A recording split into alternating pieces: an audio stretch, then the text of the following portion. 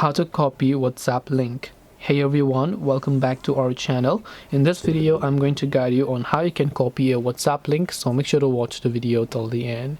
Now there could be many things that you're talking about. If you're talking about link for a certain group, you have to simply open up that group here, simply scroll down and you'll find the invite button if you're an admin, and you can copy the link of that group.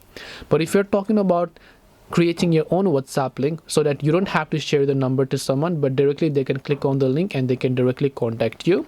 The way you can do this is WhatsApp itself doesn't offer such feature, but we can open up our browser and we can create our own WhatsApp link by simply going to create.wa.link.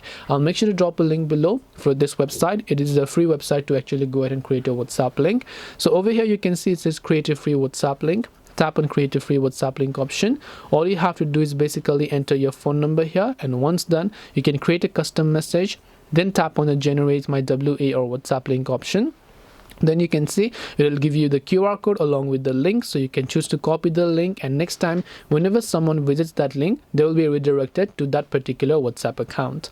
And that's all it takes to go ahead and then copy my WhatsApp link. Hope this video was helpful.